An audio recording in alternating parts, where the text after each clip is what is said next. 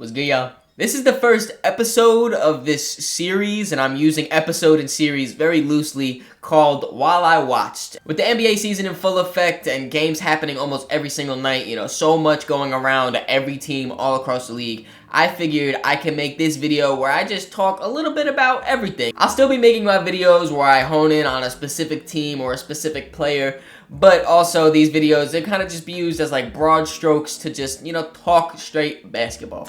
In this video, we're going to be talking about the games that I watched on November 1st. A whole bunch of crazy games that went on tonight, but the one I want to start talking about is, of course, my favorite team, the New York Knicks versus the Cavs. It was a back-to-back for both teams. We've played them in Cleveland the first night, and the second night, both teams came to MSG, where the Cavs pulled out the victory over the Knicks. I want to start by talking about Donovan Mitchell and just the fact that his game is so smooth and so nice to watch. He plays with like a certain type of like looseness and like swagger, I guess you can call it, where he's just kind of going up and it looks like the defenders aren't even there for him. He's just getting to his spots and pulling up, knocking it down, getting to the rim, getting to the free throw line. He really is a three-level scorer. And Donovan Mitchell was absolutely nuclear in the first half. He dropped 20 plus, I don't know the exact number, but 20 plus in the first half, back-to-back nights against the Knicks. Really just an elite scorer. He kind of fizzled out towards, the second half of the game. But at that point, the Cavs pretty much had it wrapped up, so it didn't really matter too much. I do want to use this opportunity, though, to talk about my New York Knicks, though, and the very weird start to the season that we've had. Both Julius Randle and Jalen Brunson are struggling, to say the least, to start this season. But the Knicks are still able to stay competitive and win some of these games because their depth and their role players are all playing fantastic, despite their two stars not. Jalen Brunson, I'm not too worried about. He had that great game against the Atlanta Hawks where he was hitting a career high, I think, 8 threes. He was just, insane. The normal Jalen Brunson I'm used to watching. And also in the other games where he's not really getting those scoring numbers up or being a little inefficient, he's getting the open looks and he's, taking the same shots that he made last season. They're just not falling yet, and I'm sure he's going to be able to turn around. What I'm more concerned about is Julius Randle. I'm a huge Julius Randle fan. I have his jersey over my closet before. I stayed defending him on Twitter. I'm a big Julius Randle fan. This is the worst I've seen him play since putting on a Knicks uniform. In the first game, he was super inefficient, but he was assisting very well and had no turnovers. He was rebounding incredibly well, still showing effort and impacting the game in a positive way. And I remember I specifically put out the tweet. I said, Julius, I'm fine with you being inefficient if you could still impact the games in other ways. Since that tweet was put out, he just kind of threw that all out the way and is not impacting the game positively at all, really. He's just settling for just bad shots a lot of the times where it's those, pull-up mid-ranges, turnaround fadeaways. He's shooting a lot of threes, which, isn't incredibly his game. He's a high-volume shooter, but when they're not hitting, it's very bad offense. He had his best scoring game in that first game against the Cavs, and, no coincidence here, he was backing down his men and getting to the basket, and that's how he was able to get himself going. Julius, if you do that, you're 6'9", one of the strongest players in the NBA.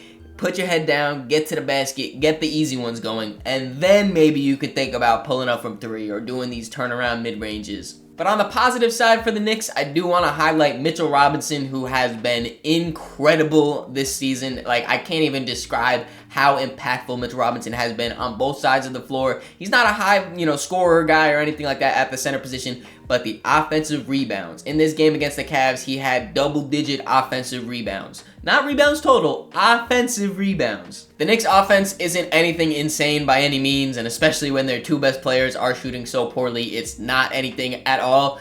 So with Mitchell Robinson being able to give the Knicks chance after chance after chance on, having multiple shots in one possession, super important for actually stringing together these wins and, stringing together some competent offense. And then on the defensive side of the ball, he has just been blocking shots everywhere. He's shown a little bit more athleticism and, lateral quickness to, show up on those guards on the perimeter and then retreat back to the paint.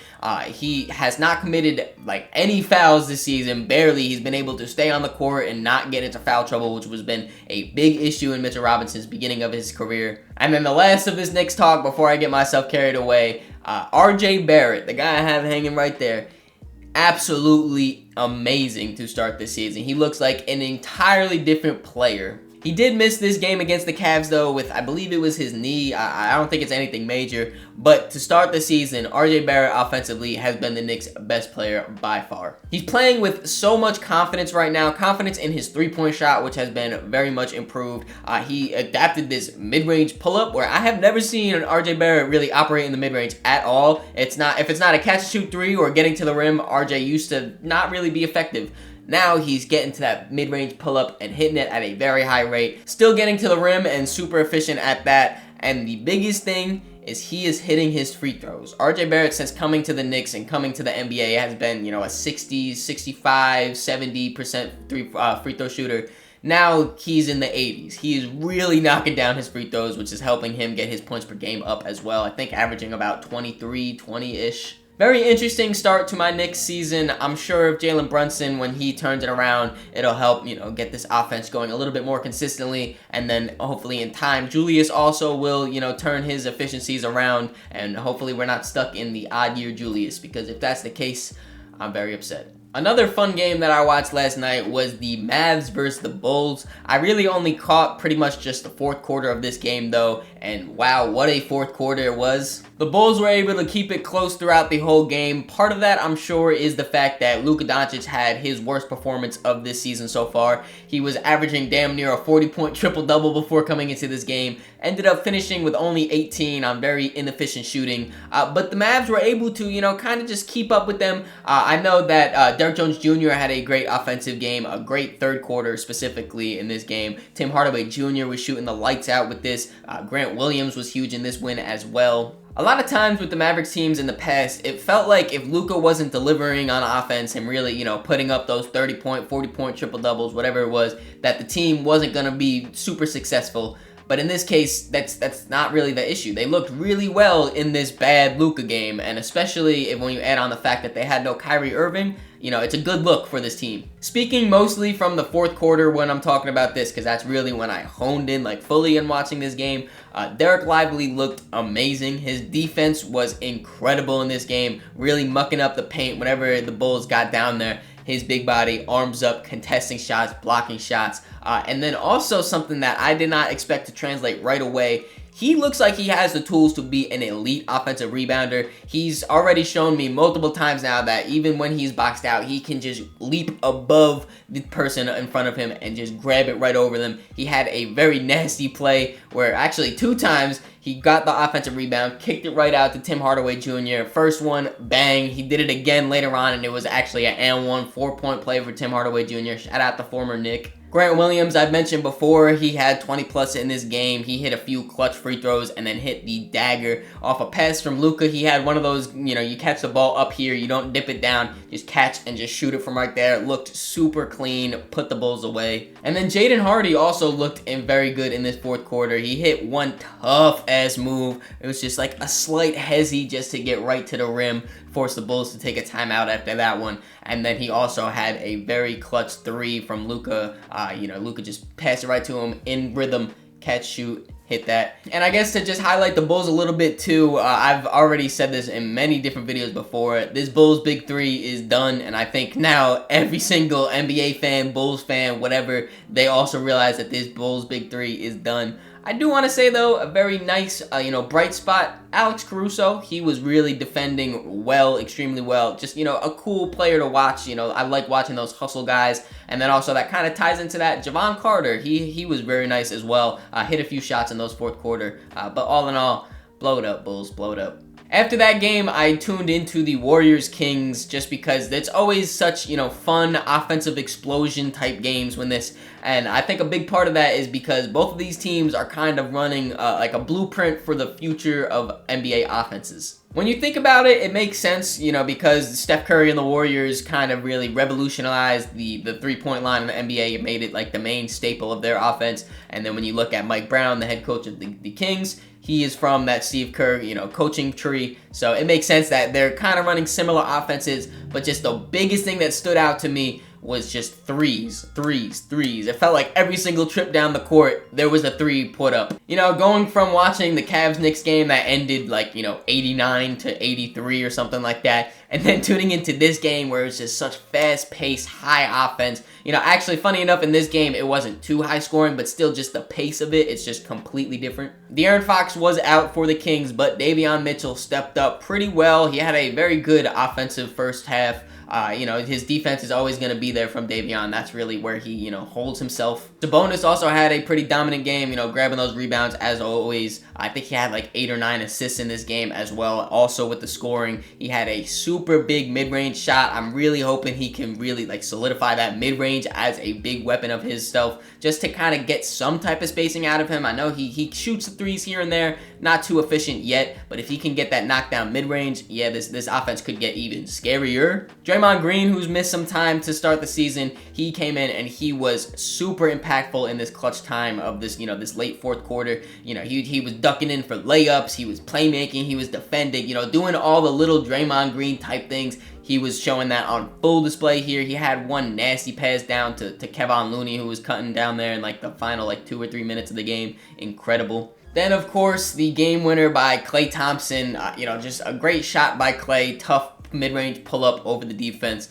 Knocked it down like it was nothing, like he's been there before, because he has been there before. My friend is a big Klay Thompson fan, so it was funny, showing him that clip because he didn't see it live. But yeah, just all in all, amazing game. Every single time you see the Kings play the Warriors, tune into that game. Then for the Lakers-Clippers game, I didn't watch that one live, but I did go back and watch parts of it. Kawhi Leonard in the first quarter, absolutely nuclear, all 3 levels, just scoring like he is a robot. He gets that nickname for a reason. Then in that second quarter, Bron was like, all right, it's my turn to kind of get this offense going. The first quarter for the Lakers was atrocious. Bron came in, really just started sparking everyone going, getting everything to actually, start up for the Lakers. And then when it came down to it in that final, like 1 minute, 2 minutes, the Lakers just collapsed, man. Shout out to Paul George, knocking down shots, knocking down the free throws, getting the and-ones, all that. Shout out to him. Russ hit a big 3 to really start that run as well for the Clippers. But just horrible play from the Lakers to end out regulation. But they brought it back in OT. Austin Reeves had a big OT. He started off, he had like that and one right there. Hit another big shot later on in the overtime. And then to my surprise, Christian Wood had an incredible overtime. And I don't even think he scored in overtime, which, Christian Wood and not scoring and playing incredible seems like 2 things that don't really go together. But I think Christian Wood's kind of realizing if he wants to stay in the NBA and really, be an impactful player, he can't just be an offensive guy. He has to play both ways. He had a super big block in this overtime, and then also he had the dagger put back off the Cam Reddish missed 3. Just all in all, great for Christian Wood. I really hope he fully buys into this, rebounding and defense type of mold, and he has the tools. He can do it. And then not necessarily for last night, but just, for this first week of watching basketball, I do want to just highlight the Detroit Pistons have been super fun to watch. I am loving what I'm seeing from Cade Cunningham. He's already had multiple 30-point games this season. Jalen Duren has been looking absolutely fantastic. I'm so happy I drafted him in fantasy. He has been killing the game, rebounding, finishing. The pick and roll between him and Cade Cunningham is amazing. And then finally, Asar Thompson has been my favorite rookie to watch that's not named Victor Wembanyama. I don't know about many of you guys, but I was not watching the Overtime Elite games, so I didn't really know too much about Asar. I was kind of thinking he was a lot like Amen as that, kind of like that guard or maybe like point forward type role. Nah, he is a defender. He is athletic. He's got great basketball instincts. He is super fun to watch, super weird type of player because he's got like kind of a skinnier body, but I could definitely see him running some small ball power forward in the future. Just a really enjoyable and interesting player in Asar Thompson. And then lastly, what I really just quickly want to talk about is OKC. I know they just lost to the Pelicans, and that was a pretty bad collapse. They were up like 20 plus or whatever. I believe they are a legit team now with Chet Holmgren. Chet has been coming in and just absolutely fantastic. I knew the block shots were going to be there.